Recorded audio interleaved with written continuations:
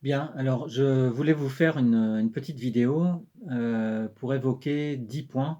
10 points, qui ont trait à la façon d'être, relativement à l'aise à l'oral et la façon de faire une bonne prestation. Donc, si on veut être globalement à l'aise à l'oral, dans le cadre d'une présentation qu'on a à faire, que ce soit au niveau du travail, que ce soit dans le cadre d'un concours où on a à se présenter soi-même et cetera.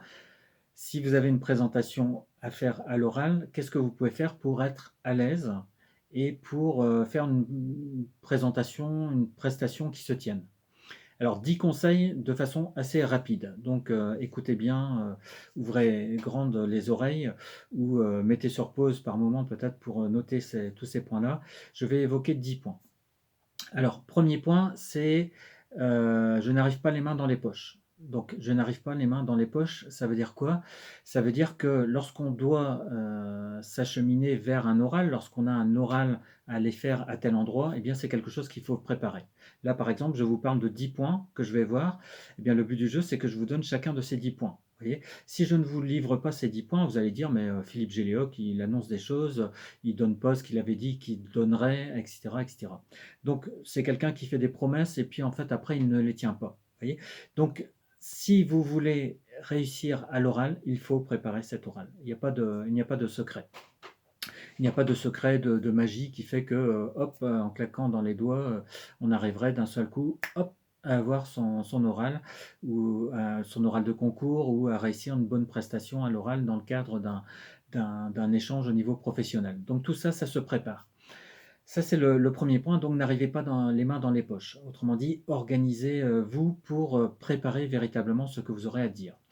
Deuxième point important, c'est la respiration. La respiration, ça veut dire quoi? Ça veut dire, imaginons que là, je regarde l'heure, il est telle heure, c'est dans quelques heures que je dois aller que je dois me rendre à tel endroit pour passer un oral, pour présenter quelque chose oralement au niveau professionnel. Qu'est-ce que je vais faire? Eh bien, je vais travailler sur ma respiration. Pourquoi? Parce que je peux être stressé à un moment donné, hein, rappelons le fait qu'il y a une grande quantité de personnes qui sont extrêmement stressées par l'oral. On dit que l'idée de devoir parler en public, c'est quelque chose qui fait davantage peur que la mort. Donc c'est pour vous dire à quel point ça renvoie à une peur. Donc par rapport à cette peur-là, qu'est-ce que vous pouvez faire? Eh bien, avant d'aller présenter votre topo à l'oral, par exemple, eh bien, qu'est-ce que vous allez faire? Vous allez vous arrêter et respirer. Alors, vous me direz qu'on respire tout le temps. Oui, on respire tout le temps, c'est vrai, et heureusement d'ailleurs, mais vous allez vous arrêter pour penser à cette respiration, pour vous rendre compte que vous êtes en train d'inspirer puis d'expirer. J'inspire, j'expire. Donc, c'est vous rendre compte de ça. Et qu'est-ce qui va se passer dans ce cas-là? Eh bien, là où vous étiez dans toutes sortes de ruminations, là où vous étiez en train de penser à comment ça va se passer, est-ce qu'ils vont juger que ce que je raconte est pertinent, etc., etc., là où il y avait 10 000 pensées à la minute, eh bien, grâce à cette respiration sur laquelle vous vous arrêtez, vous allez d'un seul coup revenir à vous-même. Un peu comme, vous voyez, quand on lance un caillou dans un étang, par exemple, il y a un point d'impact et puis autour, ça fait comme des ondes, vous voyez. Eh bien, quand le stress, c'est un peu pareil, c'est-à-dire ça commence à faire des ondes et puis, c'est-à-dire ça devient quelque chose de plus important, c'est-à-dire on a du mal à parler, on a la gorge qui est sèche, on a les mains, la paume des mains qui est moite, etc., etc. Ça génère donc toutes sortes de manifestations physiques de ce type-là. Eh bien, pour revenir à un état de calme, pour revenir à quelque chose où le corps va à nouveau revenir à quelque chose de calme, qu'est-ce qu'on peut faire? Eh bien, c'est penser à sa respiration. Et non seulement cela, mais on peut par exemple, comme le préconisent certains, y compris dans les arts martiaux, on va par exemple mettre le bout de la langue en haut du palais pendant qu'on est en train de respirer.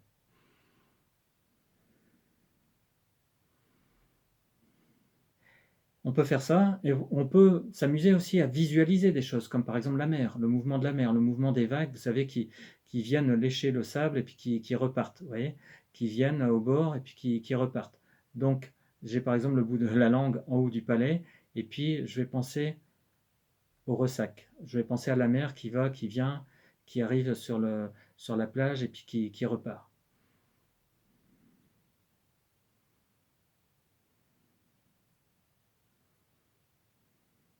Et je retrouve un état de calme. D'accord? Donc, premier point, je n'arrive pas les mains dans les poches, je travaille vraiment ma présentation. Deuxième point, je peux utiliser la respiration, le retour sur ma respiration pour retrouver un certain état de calme, là où j'étais complètement stressé. Donc ça, c'est faisable également. Troisième point, c'est faire comme si. Faire comme si, en quel sens? Eh bien, imaginons que vous soyez stressé. C'est normal. Imaginons que vous n'ayez pas confiance en vous, parce que c'est la première fois que vous allez passer un oral. C'est normal, tout ça c'est normal. Mais en fait, au lieu de continuer à être stressé et surtout de le montrer, eh bien, faites comme si vous n'étiez pas stressé. Vous voyez. Faites comme si vous n'étiez pas stressé. Faites comme si vous aviez confiance en vous. Pourquoi? Parce que si vous donnez des signes d'absence de confiance en vous, qu'est-ce qui va se passer? Imaginons par exemple que là, moi je suis en train de vous donner quelques conseils, imaginons que je n'ai pas confiance en moi. Qu'est-ce qui va se passer? Eh bien, à un moment donné, je vais dire oui, je vais essayer de vous donner des conseils, je vais faire au mieux. Bon, peut-être que ça ne marchera pas forcément, mais si je vous dis des choses de cet ordre-là, qu'est-ce qui va se passer? Eh bien, vous allez perdre la confiance que vous pouviez placer en moi.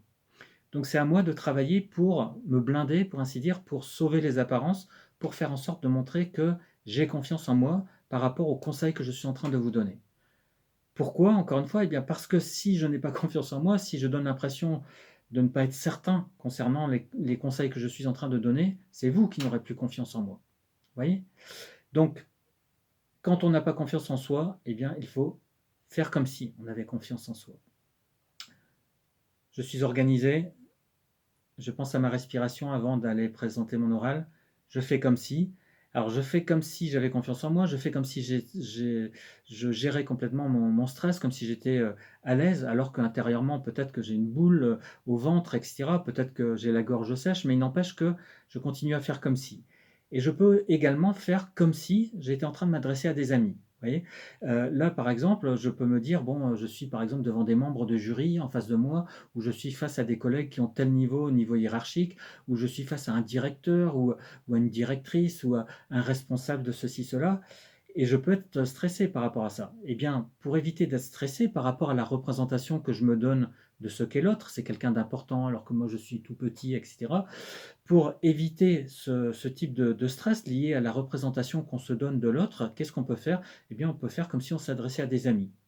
Et là, par exemple, quand je suis en train de vous parler en cet instant, je peux faire comme si j'étais en train de m'adresser à des amis.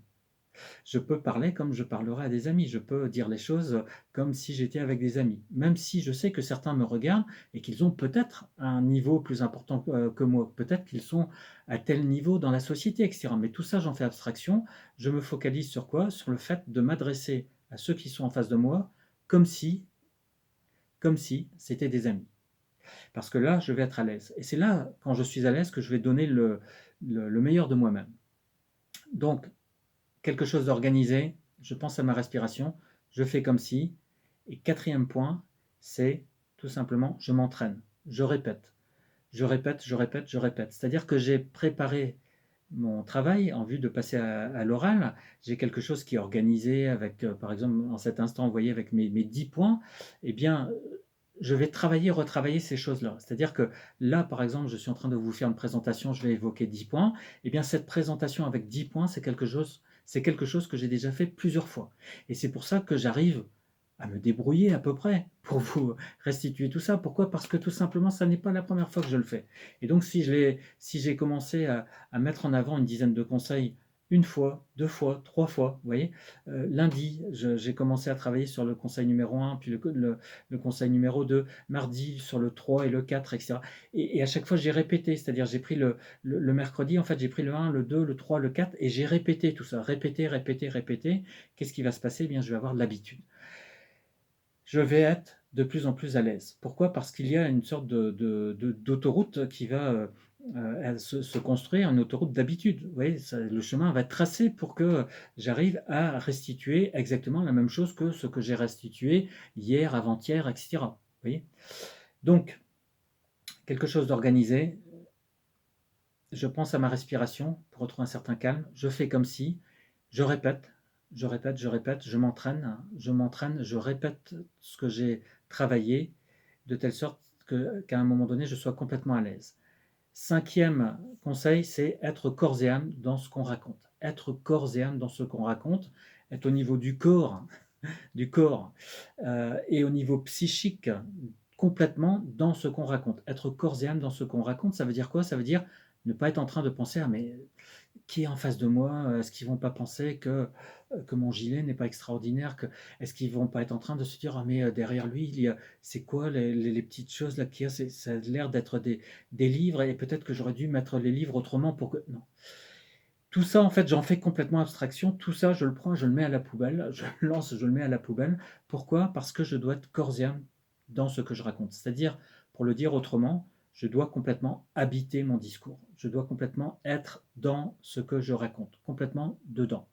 Pas là à côté et puis ici en même temps, pas là à côté en train de me juger, vous voyez? De porter un discours sur moi-même, d'être dans un monologue, mais est-ce que je parle correctement? Est-ce que je dis les choses comme il faut et cetera? Non, tout ça, je le prends et je le mets à la poubelle. C'est pas là-dedans que je dois être. Je dois être en fait complètement dans ce que je raconte, de façon à livrer mon message de la façon la plus directe, la plus correcte possible. Ça, c'était le 5e conseil, c'était le conseil être corps et âme dans ce qu'on raconte. 6e conseil, c'est le pourquoi. Le pourquoi, ça veut dire qu'avant d'aller faire une présentation orale, il faut se demander pourquoi on va la faire. Pourquoi? C'est-à-dire quel sens ça a pour nous et qu'est-ce qui fait qu'on peut se sentir motivé à l'idée de faire cette présentation? Qu'est-ce qui fait, par exemple, qu'en cet instant, je peux me sentir motivé à l'idée de vous donner une dizaine de conseils? Eh bien, ce qui peut me motiver, c'est que je m'imagine, par exemple, qu'un certain nombre de personnes vont entendre mes conseils et puis utiliser certains et arriver à faire une prestation orale pertinente. Et puis ils vont décrocher tel concours. Et puis ils vont réussir quelque chose au niveau professionnel parce qu'ils se seront mis en avant de telle façon. Voyez. Et donc tout ça, ça va permettre à différentes personnes de progresser, à différentes personnes d'accéder ici à un examen, à un concours, à une promotion au niveau professionnel, etc. Donc les conseils que je donne, je me dis pourquoi je les donne, quel sens ça a de le faire, si vous voulez, eh bien, ça a un sens qui est extrêmement important, c'est que je suis en train de faire tout cela et ça va contribuer à améliorer les choses dans le monde, vous voyez, à faire que des personnes comme moi arrivent à accéder à un travail, par exemple, vous voyez. Donc ça, c'est mon pourquoi, c'est ce qui est une sorte de force de propulsion, c'est ça qui fait que je vais avoir envie d'aller dans ce sens-là. Donc 6e point, c'est le pourquoi. Ce pourquoi est extrêmement important parce que c'est en fait la question du sens, c'est-à-dire qu'est-ce qui fait que je fais ce que je suis en train de faire. Et si je n'ai pas ce pourquoi, si je ne sais pas trop pourquoi je suis là, vous voyez, si je me dis, mais tiens, mais pourquoi je suis en train de parler depuis un moment, là, à quoi ça sert? Vous voyez que tout de suite, tac, les épaules vont tomber et puis je vais être un peu déprimé parce que je me dis finalement ça sert à rien, ça sert à rien tout ça. Non, au lieu de ça, j'ai les épaules qui se lèvent et puis je me dis si je suis en train de faire ça, ça a du sens, je le fais parce que ça va contribuer à aider des personnes qui peut-être sont dans de grosses difficultés pour s'exprimer à l'oral. Vous voyez. Donc ce 6e point, c'était le pourquoi. Le 7e point, c'est quoi? Le 7e point, c'est un peu ce que j'évoque parfois. Je dis que lorsque je vais faire un cours, par exemple, à l'université, eh bien, il y a un moment donné où j'ai tellement préparé mon cours que je dis stop. C'est-à-dire, je me dis, Philippe, allez, stop, tu arrêtes là, tu as préparé les choses comme il faut, maintenant tu penses à autre chose. Donc, le 7e conseil, c'est j'y vais, je n'y pense plus. C'est-à-dire, j'y vais à l'endroit où je dois faire mon oral, j'y vais à l'endroit où je dois faire une présentation orale, mais je ne pense plus au fait que tout à l'heure, je vais me retrouver face à des personnes qui auront tel niveau, qui vont peut-être penser certaines choses de moi, etc. Tout ça, je laisse ça complètement de côté, je le prends pareil et je le mets à la poubelle. En fait, j'y vais et je n'y pense plus. Donc retenez peut-être cette phrase-là, j'y vais et je n'y pense plus.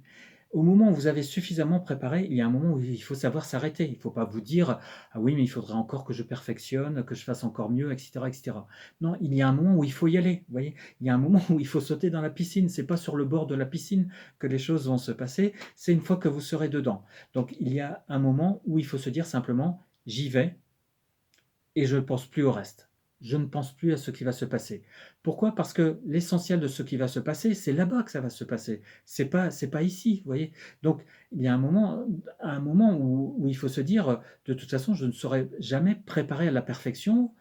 Pourquoi? Parce que le temps de préparation, c'est avant le moment où on y est. Vous voyez, c'est avant le moment où je serai face à l'auditoire. Or, tout ça, ça peut se préparer jusqu'à un certain point. Je peux préparer le fait que je vais énoncer 10 points, etc. Je peux me répéter les choses, etc. Je peux travailler tout ça, mais il y a un moment donné où la vérité de l'oral qui se profile, la vérité de la présentation orale que je vais faire, c'est là-bas qu'elle va se jouer. Et c'est là-bas que je vais devoir m'adapter à l'auditoire, à certains qui feront une grimace, à certains qui poseront une question, à certains qui donneront l'impression de s'ennuyer, etc. Donc c'est là-bas que je vais travailler les choses. C'est là-bas que ça va se faire. Il y a certaines choses que je peux faire en amont, mais c'est là-bas que ça va se passer. Donc au moment où je suis prêt, c'est le 7e conseil, au moment où je suis prêt, je n'y pense plus, j'y vais. Je vais là-bas, je ne pense plus au fait que je vais rencontrer des personnes. À la limite, je peux penser à mes vacances, je peux penser à telle chose qui s'est passée lorsque j'étais à tel endroit, sur telle île, etc., etc. Donc je vais carrément penser à autre chose. Parce que je sais que l'important va se jouer tout à l'heure. Donc laissons tout à l'heure justement dans le futur.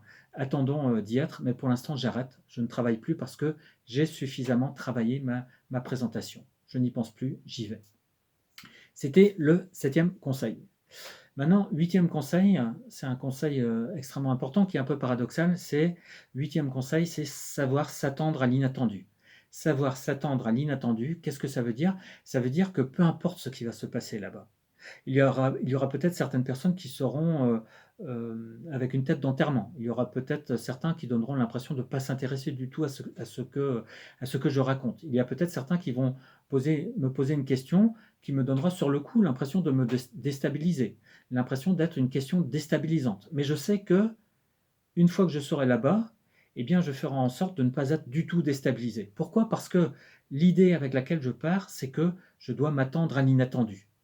Il y aura forcément de l'inattendu, mais je le sais, je m'y attends. Vous voyez. Donc l'inattendu, je vais y faire face. Comment? Eh bien, je vais y faire face en sachant que cet inattendu, de toute façon, il va se produire. C'est-à-dire, il va se passer certaines choses. Il y a certains qui vont poser tel type de questions, alors que je n'imaginais pas avoir ce type de questions. Eh bien, je vais m'adapter. Donc, 8e conseil, c'est ce conseil-là, c'est savoir s'attendre à l'inattendu. Peu importe ce qui va se passer, même si quelqu'un me donne l'impression, une fois que j'aurai fait ma présentation, de poser une question qui remet en cause ce que je dis, eh bien, je vais creuser ce qui vient de m'être opposé, par exemple, je vais le prendre en compte, je vais l'analyser, et puis je vais apporter une réponse cordiale, etc. Donc, peu importe ce qui se passe, vous voyez, je peux être un peu titillé, je peux être un peu bousculé, etc. Il se trouve que je vais arriver à m'adapter. Pourquoi? Parce que avant d'aller à l'oral, je me dis, attends-toi à avoir de l'inattendu. Attends-toi, donc fais en sorte de t'attendre à avoir de l'inattendu, des choses surprenantes, des choses auxquelles tu ne t'attendais pas. Si tu t'attends à avoir des choses auxquelles on ne s'attend pas forcément, eh bien tu es déjà prêt. C'est en fait une sorte de préparation intérieure, en fait. Peu importe ce qui se passe à l'extérieur, à l'intérieur, je suis prêt à faire face à tout ce qui pourra bien se passer pendant le temps de ma présentation ou après, pendant un entretien qui fait suite à ma présentation orale. Euh, voilà donc en tout cas pour ce huitième point. 9e point, c'est quoi le 9e point?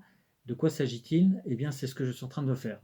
Et c'est quelque chose que j'évoque parfois, j'ai même fait une vidéo là-dessus, c'est en fait la dynamique interrogative. Alors, c'est quoi la dynamique interrogative? C'est quoi la dynamique interrogative? De quoi s'agit-il? De quoi s'agit-il? Donc je ne refais pas le coup, j'ai déjà fait une vidéo là-dessus, mais la dynamique interrogative, de quoi s'agit-il? Eh bien, c'est ce que je suis en train de faire maintenant. J'utilise cette dynamique interrogative, pourquoi? Pour capter l'attention de l'autre. Je pose des questions pour capter l'attention de l'autre. À quoi ça sert donc de poser des questions? À quoi ça sert de poser des questions? Eh bien, ça sert à capter l'attention de l'autre. Quand on pose des questions, en général, qu'est-ce qui se passe? Qu'est-ce qui se passe quand on pose des questions en général? Eh bien, il se passe ce qui se passe en cet instant, c'est-à-dire que je capte votre attention. Je capte votre attention, pourquoi? Parce que je suis en train, depuis tout à l'heure, depuis 30 secondes, 1 minute, de poser une série de questions. Et cette série de questions, elle va générer quoi? Qu'est-ce qu'elle va produire? Eh bien, elle va faire que vous allez être à chaque fois dans une attention continue par rapport à ce que je suis en train de raconter. Donc, 9e point, la dynamique interrogative. Dynamique interrogative, ça veut dire quoi? Ça veut dire que si par exemple vous avez à présenter un travail avec, je ne sais pas moi, par exemple le contexte tout d'abord, ensuite les objectifs que vous visiez, puis les résultats, eh bien au lieu de dire je vais aborder le contexte, les objectifs et les résultats, vous allez par exemple dire qu'est-ce que je vais aborder? Eh bien, vous voyez, qu'est-ce que je vais aborder? Pour interrogation.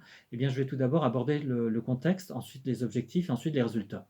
Alors pourquoi ces 3 points? Vous voyez, pourquoi ces 3 points? À chaque fois, je pose des questions comme ça.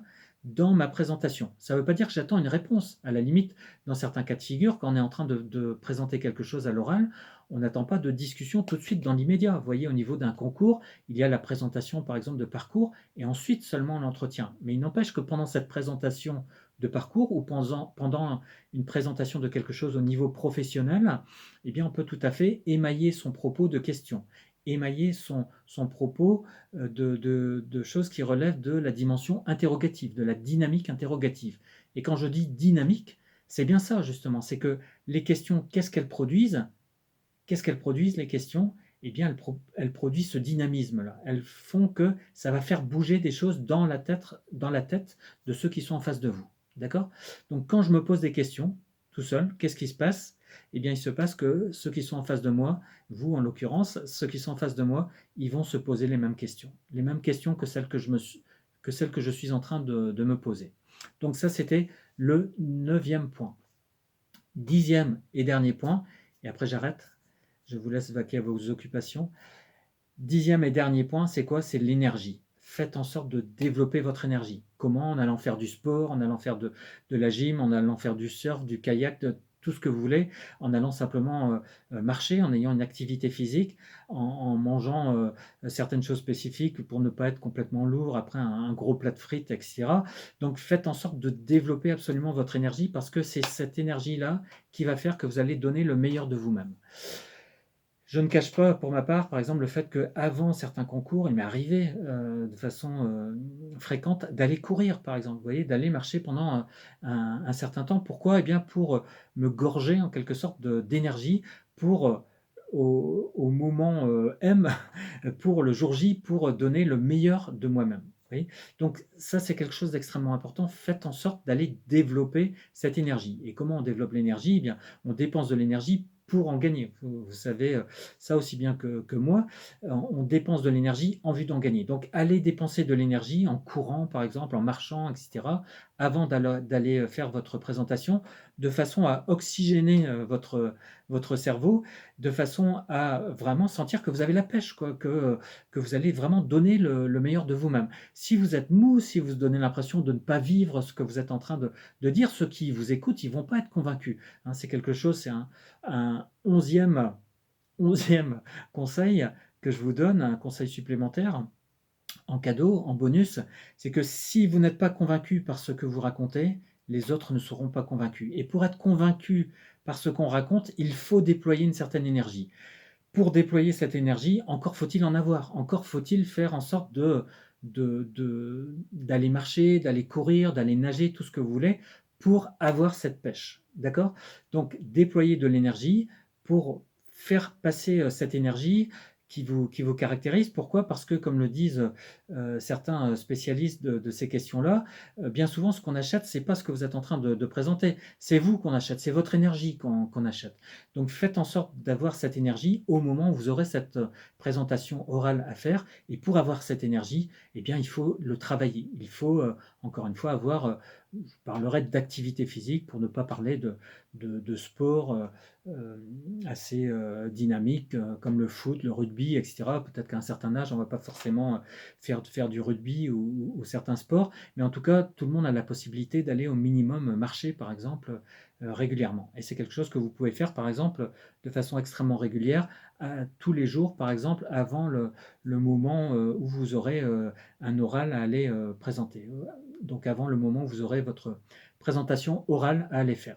Voilà donc pour les 10 conseils que je voulais vous donner. Alors j'espère que tout ça, ça vous servira. Je suis certain, à vrai dire, que ça vous servira si vraiment vous vous attardez au sens de tous ces conseils et à ce qu'ils peuvent modifier dans votre façon de présenter les choses. Parce que bien souvent, j'ai été confronté à des personnes qui rencontrent toutes sortes de difficultés au niveau de l'oral et je me rends compte que lorsqu'elles intègrent ces conseils-là, qui sont des conseils extrêmement simples, hein, être corps et âme dans ce qu'on raconte, penser à sa respiration, avoir de l'activité physique pour avoir la pêche, etc., être dans une dynamique interrogative, pour que faire? Eh bien, pour, voyez, pour capter l'attention, tous ces conseils-là sont extrêmement simples, mais ce qui est un peu plus dur, évidemment, c'est de faire l'effort sur soi-même pour faire en sorte d'intégrer complètement ces conseils-là, pour faire en sorte qu'ils deviennent, pour ainsi dire, une partie de vous-même. Voilà. Donc faites cet effort-là, à mon avis, si, vous voulez, véritablement progresser et faire une prestation qui soit, tout à fait correcte, au niveau de l'oral. À bientôt pour, d'autres conseils.